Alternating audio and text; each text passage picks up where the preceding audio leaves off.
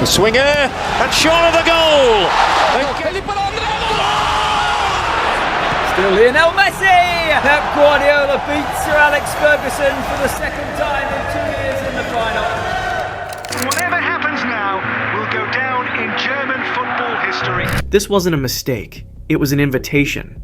Top teams like Bayer Leverkusen and Japan are masters of mistake-by-design football. They don't just wait for the opposition to lose the ball, they build intricate systems that force opponents into giving it away in the worst possible places.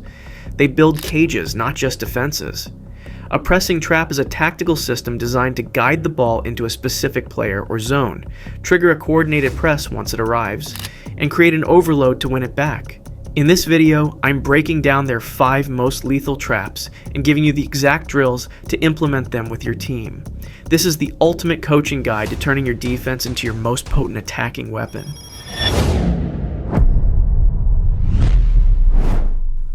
Look, just chasing the ball across the pitch is a rookie move. It wastes energy, and against any decent opponent, it'll get your team pulled apart. The best teams press with purpose, using specific triggers to launch a coordinated hunt. A pressing trap is the most innovative way to do this. It's a defensive game plan that baits the other team into a predetermined zone, and once the ball arrives, the trap slams shut. Multiple players swarm the ball carrier, cutting off all the escape routes to win it back. The beauty of this is that it's about brains over brawl. It allows any team at any level to apply strategic, high-impact pressure without needing superhuman fitness. You're conserving energy, waiting for the perfect moment to strike. Today, we're going beyond theory. We'll dissect 5 of the most effective pressing traps in the pro game, show how the best execute them, and give you a step-by-step coaching guide with drills you can take straight to the training ground. By the end of this video, you'll have a blueprint for a more intelligent, aggressive, and organized defense. Section 1, the wide isolation trap. If we do high press, very often, not always, but very often, Trent is the highest of all 3 in the back. So it means in the high press situation, he's the one who goes to right. And that's the way we play football. Now you can say, yeah, then defend better. No, we don't win the ball with it. That's the nature of pressing. You bring more players than you need actually on the ball side to make it more likely to win the ball. That gives you again a chance on the other side. You're slightly exposed. It's football. The pitch is too big to be everywhere with 5 players.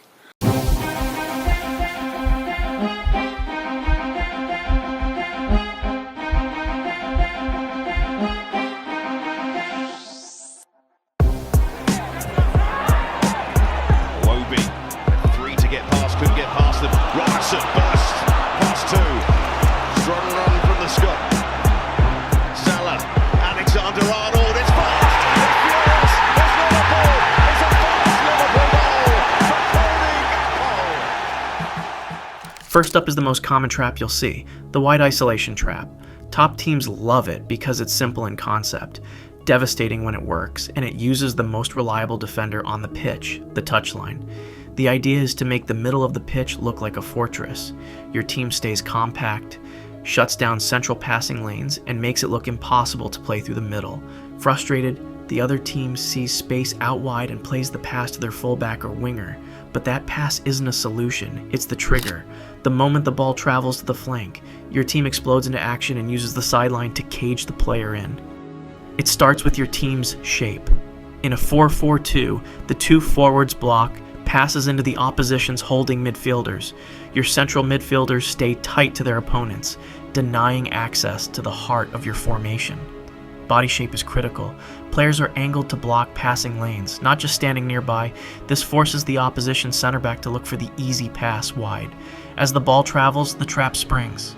Your winger presses aggressively, curving the run to cut off the pass back inside and forcing the receiver toward the sideline. At the same time, your nearest central midfielder sprints across to block the inside option. Your fullback pushes up to create a 2 versus 1, or even a 3 versus 1. Boxed in by the touchline and pressure, the opponent is left with bad options. Force a dribble, kick it out, or play a panicked pass you're ready to intercept. Xabi Alonso's Bayer Leverkusen are a perfect example.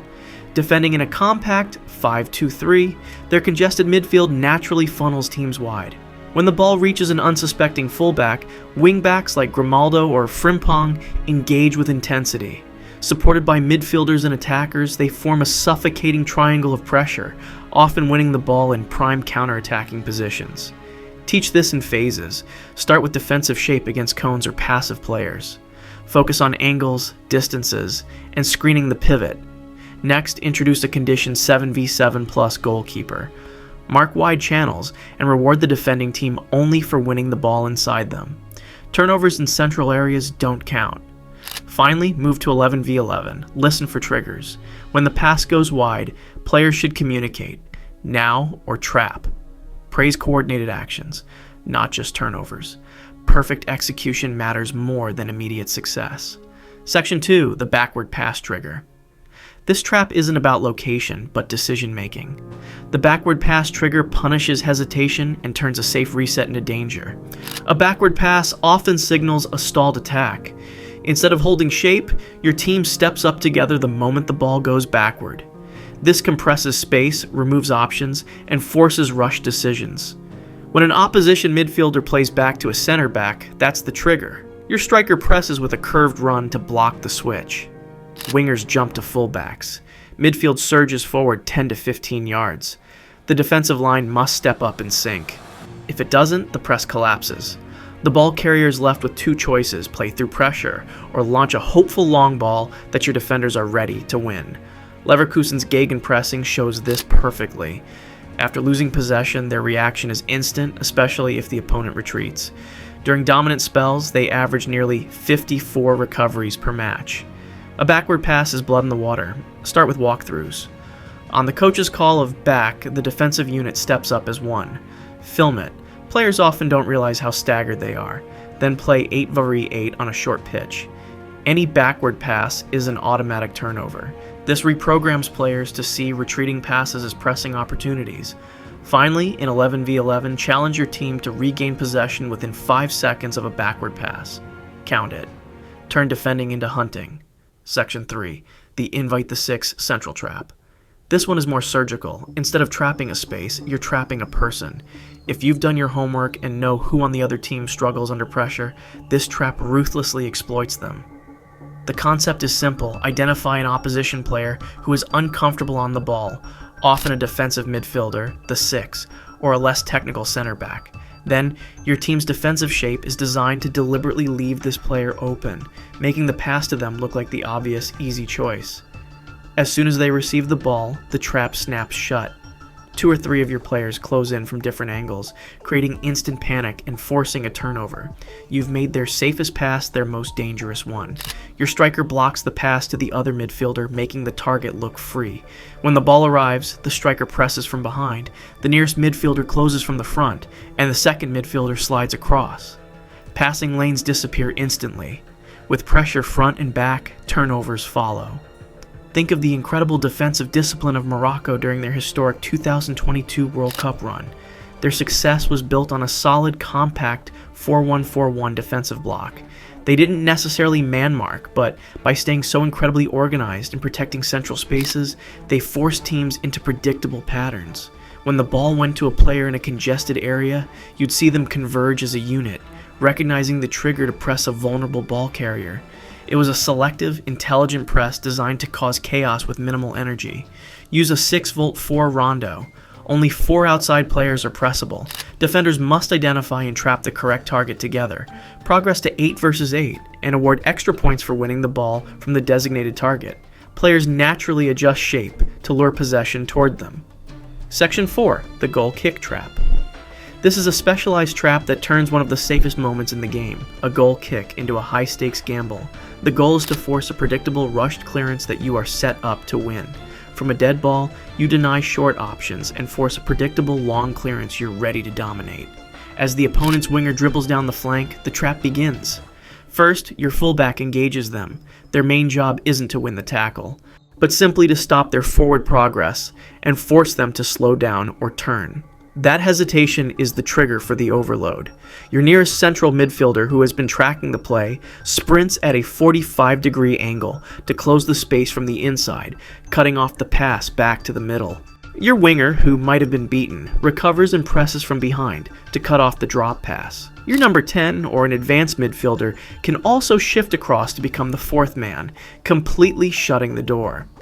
The opponent is now surrounded. They can't go forward, inside, or backward. They're caught in a web of players converging on them against the touchline. The turnover is almost inevitable. Japan used this brilliantly in their 2022 upset over Germany. Tactical shifts allowed their wingbacks to engage higher, while midfielders flooded wide zones, forcing turnovers that powered their comeback. A fantastic drill for this is the river. Play a standard 7v7 game on a half pitch. Section 5. The touchline overload trap. Our final trap is a nasty variation of the wide trap, focusing on creating an overwhelming numerical advantage right against the touchline.